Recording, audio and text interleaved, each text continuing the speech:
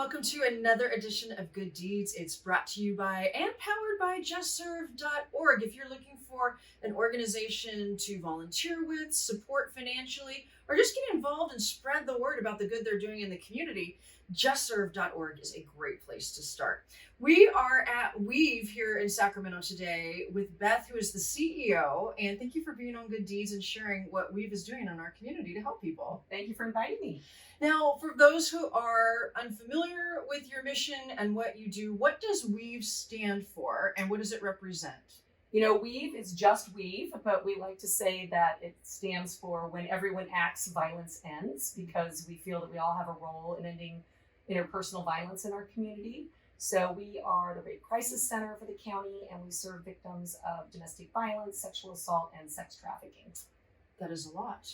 And I'll bet you are very busy. We are very busy, and COVID did not slow us down, and we're busier than ever. Some of the statistics show that during the whole lockdown time of last year, domestic violence reports were actually up. Domestic violence calls to the police department were absolutely up, and since last July, so for the past year, we've really seen an uptick in people wanting legal help, restraining orders, other types of legal assistance, plus counseling, safe shelter. All of our services have just gone through the roof with demand. What type of services and needs does someone who is escaping a violent situation, what type of things do they need and that you provide? You know, a lot of people need that emergency critical intervention type service. So safe housing.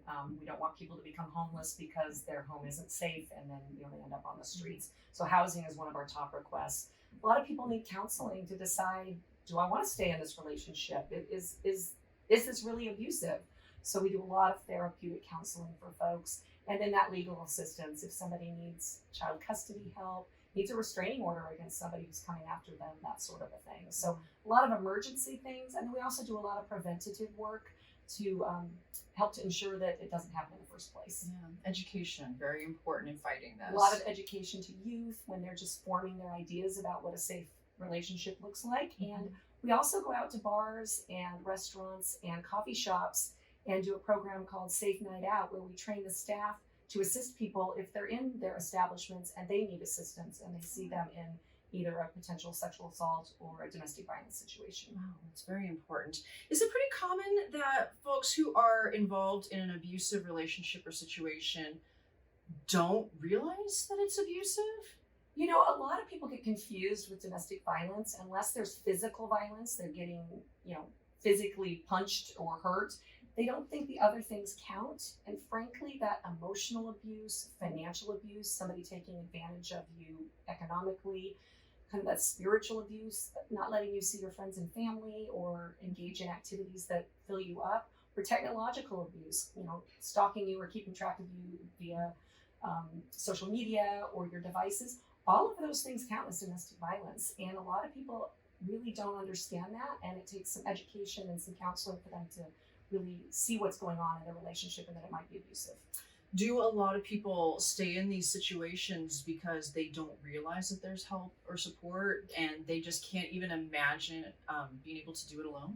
I think people stay for a number of reasons. One is that they love the person that they're in a relationship with and they really have that hope that that person will change. So it can take, kind of repeating that cycle before they go, wow, this really it's not going to change on its own. People also are really enmeshed in their, social and family life. They have children together. All the reasons we stay in a relationship are reasons that somebody who's in an unhealthy relationship might stay. And money is absolutely one of the things. And during COVID, what we've seen is people have lost their jobs. Their friends and family members have lost their jobs. So, that kind of financial safety net is gone and they just don't see a way out.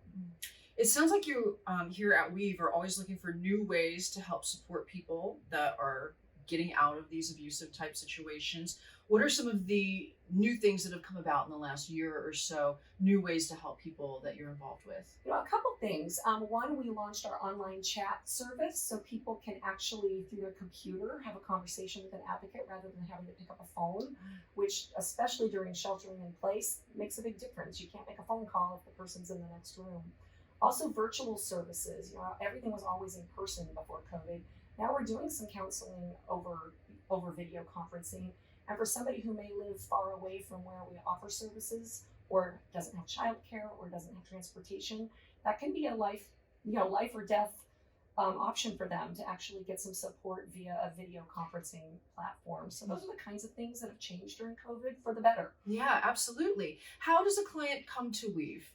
Most people call our support and information line first, and they talk to an advocate and kind of explore what their options are, and either get an appointment to come in for counseling, or we screen them to come in for safe shelter.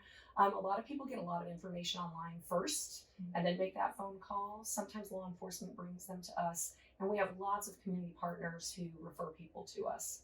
How can the community best support what you do here at Weave? Obviously financial contributions are always great. Plus we have 3 retail stores that one is a full-on thrift store where we sell small furniture and housewares and everything. And the other 2 are more apparel for children, men, and women. And so we always need those donations of your in-kind goods. And then we, once we can all get back together, we will have more volunteer opportunities. We may even have a special event again. But yes, we need the community to support us that way. And just educate yourself and learn what the signs of domestic violence, sex trafficking, and sexual assault are, so that if you see it in somebody you know or care about, that you know what to do, you know what to say, and you know how to help them. And a good place to start getting that information is on the Weave website. Right, which is weaveinc.org. Or you can call our support and information line if you need help, which is 916-920-2952, which I'm sure you guys can put on your website. Absolutely, absolutely. Thank you so much for talking with us today, and thank you so much for what you're doing to help people in our community. Well, thank you for putting the spotlight on us, because we really appreciate it.